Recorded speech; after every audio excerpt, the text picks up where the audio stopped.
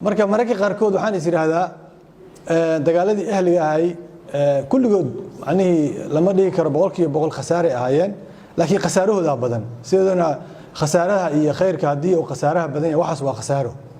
laakiin hadda intaan oo arday ah kaalkacyo inay jaamacad secondary ka baxdo jaamacad ka aado wax mustaxiil ah xilligaas inay dhacaan aad u adag aniga degmada Buluburtaan ka tagay markaas oo secondary aan ku dhameeyay gobolka Hiiraan jaamacad ma lahayn gobolka dhanba Hiiraan dhan jaamacad kuma ool Hiiraan saa ogtiin waxay kamid tahay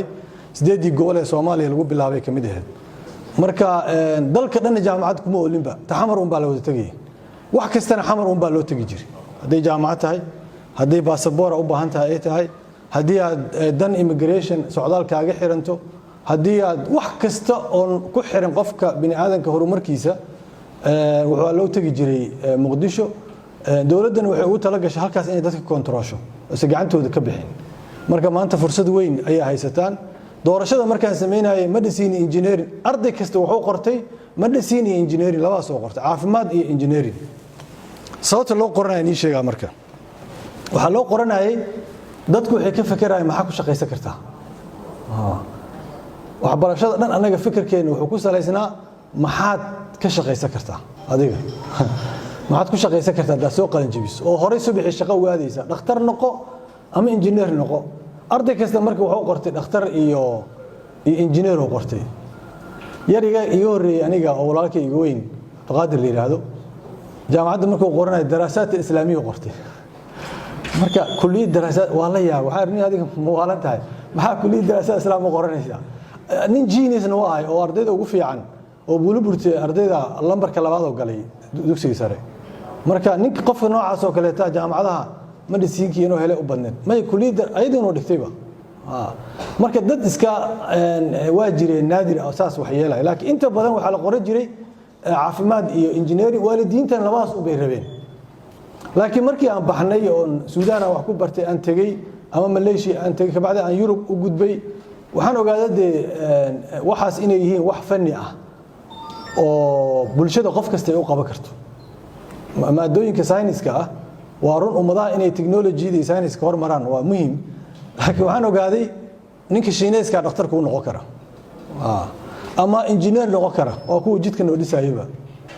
jidka dhisay imaanay laakiin waxyaalaha la xiriira humanitiska wax la yiraahdo ama bini aadanka la xiriira haday tahay maamul dhaqaale siyaasad xiriir dibadeed sharciga psychology-ga cilmiga bulshada waxyaalaha ummadaha ay ku dhismaan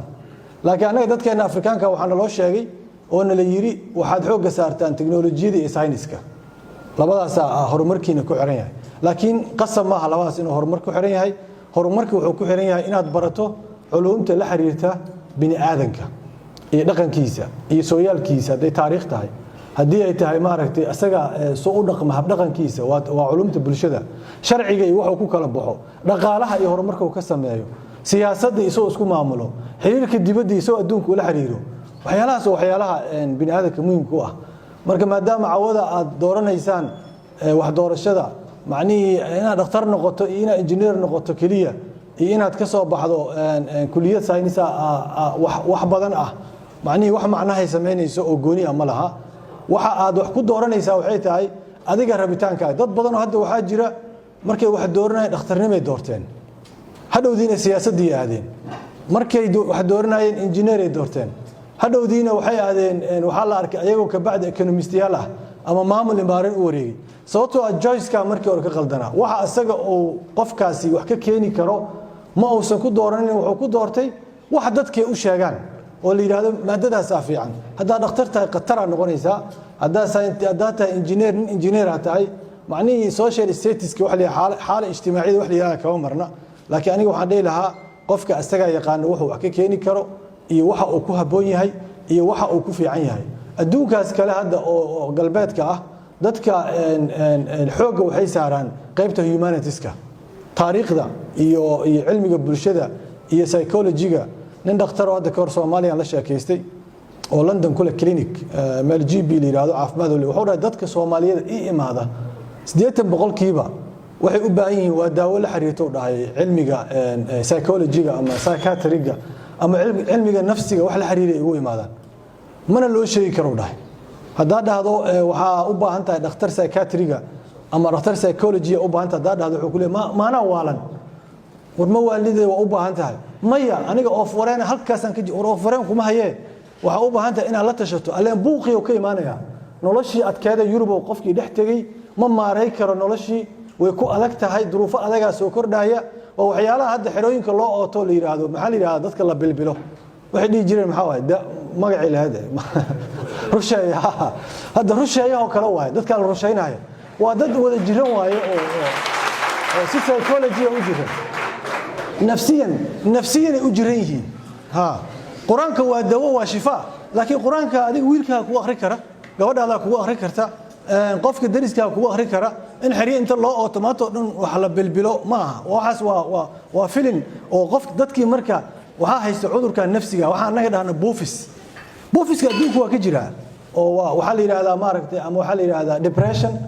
ama waxa la yiraahdaa maaragtay waa la yaqaana stress marka waa la daaweeyo dhaqaatiira lagu tagaa marka wuxuu Soomaalida iitimaada wuxuu dhahay dadkeeniina cilmigaas ma bartaan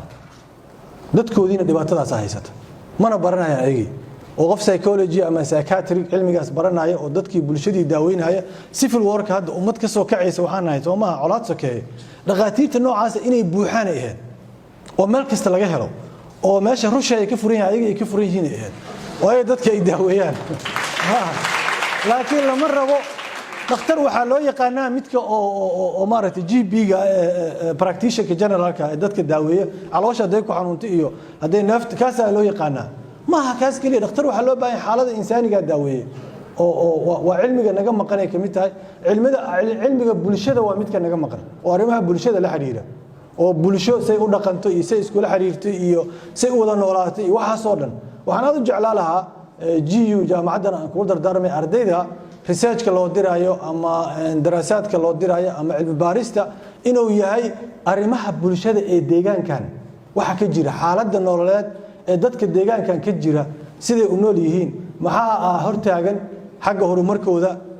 see bulsho ahaan waxyaalaha hadda ugu dhib badan oo anaga haysta waxa kamid ah dawladnimada iyo dhaqanka qabiilka sidii loo heshiisiin lahaa waa arimo cilmi bulsho u baahan waay ina engineer tahay ina dhakhtar tahay waxba kama goysid waa meelaha aan ka dhaaqi laanahay marka in cilmiga humanities wax la yiraahdo ee bulshada xooga aasartaan oo aadan kaliya cilmi u haysan inuu yahay dad u haysta ma ogtaa dhakhtarnimada kaliya cilmiga tahay iyo engineeringa marka guud ahaan waxaan kula dardaarmayaa in aqoonta aad ku dadaashaan aqoontu waa asad waa qofka bini aadanka waxa nooleeya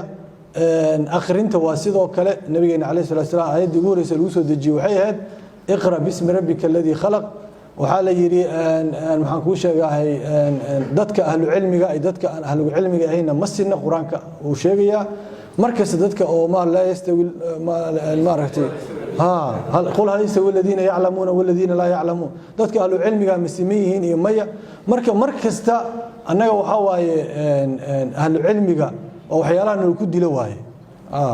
maanta markaan booqday maktabada dhalinyarada dadaashay oo isxilqaanto maktabada public library meeshaan furtay yaa u sheegay waxa waaye wadanka Ingiriis 13,000 oo library ku taala macni waxa waaye laan kasta xaafad maaha laan kasta library waxa ku yaala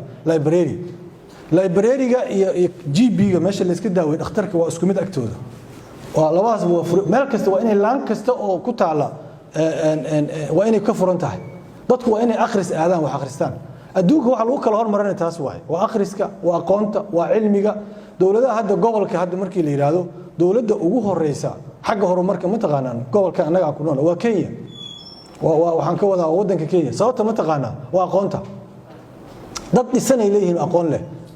oo hadda Afrika oo dhan geeska Afrika ayaa ka wada shaqeeya annaga hadda u baahna maanta wax noo qabta oo shaqo ama horumar la xiriira ama macalinimo ama injineernimo ama wax kulli ayagaan doonana Ugandada dariska leh waa saas Ethiopia waa saas Tanzania hatta waa saas macni waxa way waxay soo saareen wax la yiraahdo human capital bini aadan aqoon leh soo saareen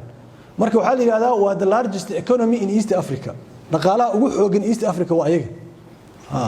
macni ay haystaan waxay ku haystaan maxaa waaye waa human capital waa dadka ay soo saareen marka anaga inaan dad soo saarno aqoon leh wax garasho leh garaad leh albaxnimo leh dad la dhaqan leh horumar laha loo baahan yahay meesha ay ka imaan karaan waa jaamacadaha iyo xarumaha waxbarashada waaye aad ugu dadaala aqoonta waana mahadsantihiin. Wassalaamu calaykum waraxmatullahi